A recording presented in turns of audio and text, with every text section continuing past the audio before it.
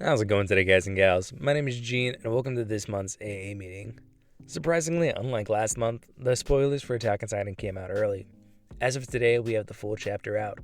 With that being said, I'm happy to bring you guys the second to last chapter of Attack on Titan, number 138, A Long Dream. Note, the official release doesn't come out until the 9th, so some translations might be off. Never forget to always support the official release, and a huge round of applause to the translators, seeing as they probably do this for free. Last month, Armin and Zeke were able to escape paths, and with Zeke's sacrifice, the rumbling had stopped. The Lions and company were able to fight off the Creation Titans and separate Aaron's head from his body. With this new creature, which I'll be referring to as Life for the remaining of this chapter, appeared attempting to reconnect the two. However, Reiner and Armin had other plans. Did the Lions win? Did Aaron lose? Are there really any winners and losers in Attack on Titan? Well, let's find out in this month's chapter. If this is your first time on one of my videos, I break down all 3 acts and then I follow that with some analysis to particular scenes I find interesting. Without further ado, let's get into this. Act 1 begins the chapter showing what others around the world are witnessing. To everyone's surprise, the rumbling had stopped. Falco lands on the island where the Eldian survivors are stationed. Everyone dismounts, and Falco, Gabby, Peek, and Annie go see their families. Mikasa gets memories of Aaron's final words to her. "I hated you." As everyone seems happy-go-lucky, the Alliance has a suspicion that things aren't quite over. Armin and Reiner stand and begin to walk towards them, noticing the spine creature, or Life, is still alive. Another explosion happens behind Armin, revealing Aaron's fight isn't over. Aaron's head had transformed into a colossal-sized titan. Everyone panics as the new question upon them is, who do they have to kill in order to finish the rumbling completely? Life or Aaron? As Reiner makes his way towards Life sprays an unknown mixture into the atmosphere. It is at this point where Annie sees her father, and as the two interact, the reunion is cut short due to the unknown smoke. As everyone stands confused, Connie realizes what the smoke could be. As the words, Ragapo Village, come out of his mouth, Levi grabs Falco, Peek, and Mikasa, and the man they leave knowing what will happen to the Eldians. As they flee, Falco lets out a similar cry to how Zeke uses his ability. Connie and Jean have one last conversation. The Scout Way. The two risked it all to save the world. Act 2 begins with everyone transforming into mindless titans. They all make their way towards Life in order to get past Reiner. Aaron and Armin face off, as Armin at this point throws away his desire to save Aaron. The two then begin to have the titan battle of the century. As Reiner fights Life, he notices Jean, Connie, Gabby, and his mother all in titan form. Peek and Annie quickly come and try to assist stopping Life. Annie by pulling it from behind, and Peek by biting its head.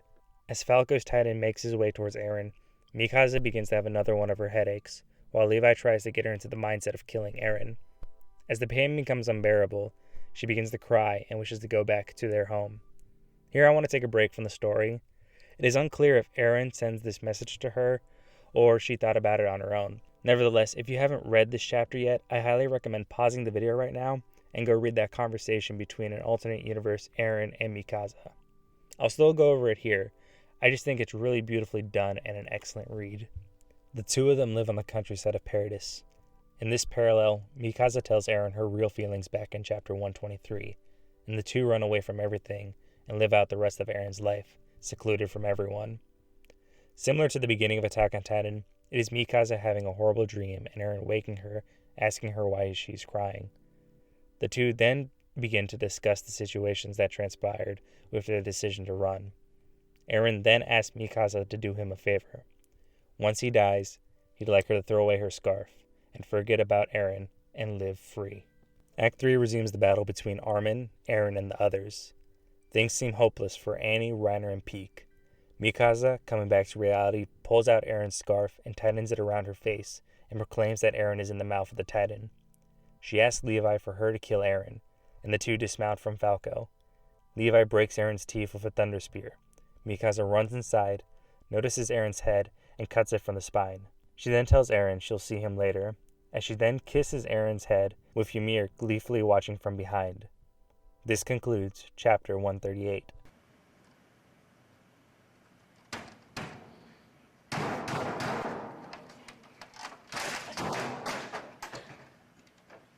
So even though this was a huge disappointment for a lot of people, I have to be honest. I generally liked this chapter. Yes, the kiss at the end was a little weird, but I always shipped the two of them together, so I'm going to look past that. It's hard to believe that next month, on the 1-year anniversary of this channel, Attack on Titan will have concluded. It kind of just shows you how time flies by, and similar to the message in Attack on Titan, one of the minor messages I would say, is you have to live life for the moment, because living in hate and just destruction and fear, you kind of can miss out on a lot of things. But anyway, let's get back on topic. The topics I feel that are worth bringing up are as followed: the ending and Eren himself. Without further ado, let's get into this.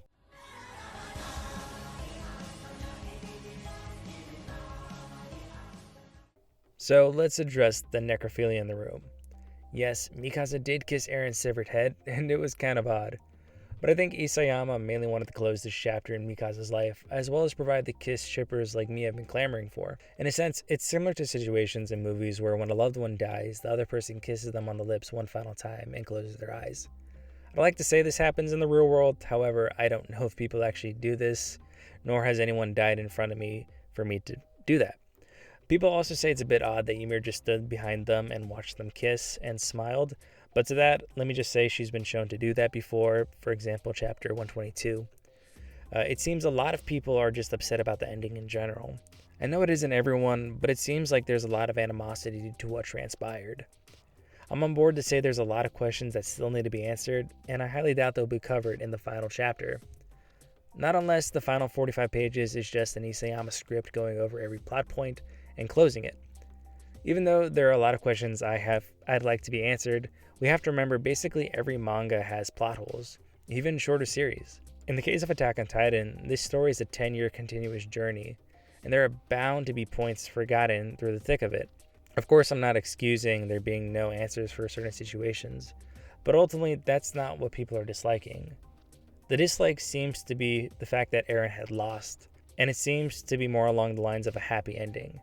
But before we talk about a happy ending, let's not forget that more than likely everyone other than Mikasa, Levi, and Armin are possibly going to die. Unless killing Eren reverts every mindless Titan back to normal, there is no way anything good is going to be coming out of this panel right here. Ultimately, at the end of the day, the story of Attack on Titan has shifted to show us there are no winners or good people, meaning we generally have a one-way set of thinking, and nothing is going to change our minds on what we despise. In the sense of Attack on Titan, it is shown that even if Eren ran away and didn't proclaim war on Marley, the war would still have happened.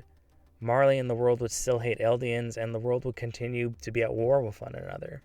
The only thing to hope from the rumbling is that with this crushed world, the survivors can rebuild and create a better world. Even if Eren's plan would have worked, it still would have been difficult to create this free world. People are generally evil, and back when the Jaegerists began taking over, they began separating the Eldians on Paradise by those who supported Eren's plan or not. In a sense, they would have silenced those who disagreed and created this echo chamber of fear and not freedom. I hope with this we can appreciate Isayama. Though a bit confusing, the message is pretty clear. And remember, there's still one more chapter left, so anything is possible.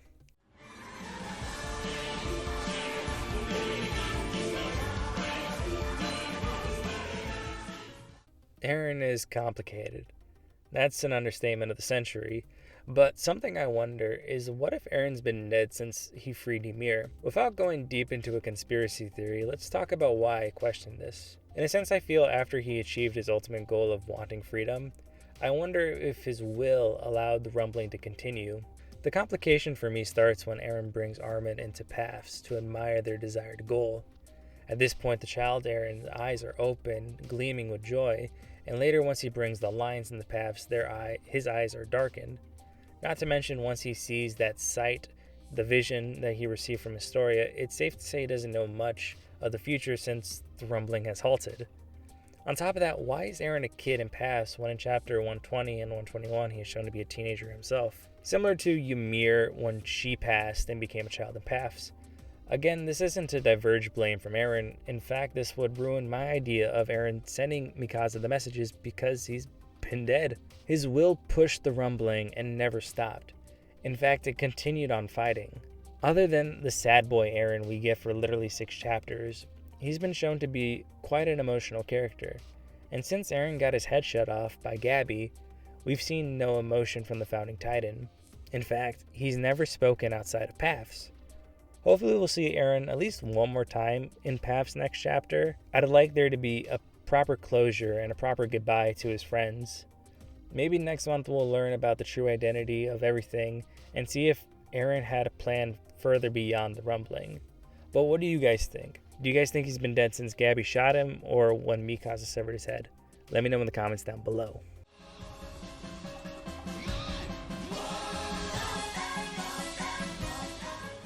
Anyway, that is going to do it for me today. Sorry, I know I promised a live stream in the last chapter. Unfortunately, I had to pick up a second job to help pay for some medical bills. Things seem to be going back to semi-normal for me, so please just stay tuned for some channel updates. If you liked the video, please give it a thumbs up, and if you don't want to miss another AA meeting, please consider subscribing. This has been Gene with Ascension Anime, and I'll see you guys next time. Ciao.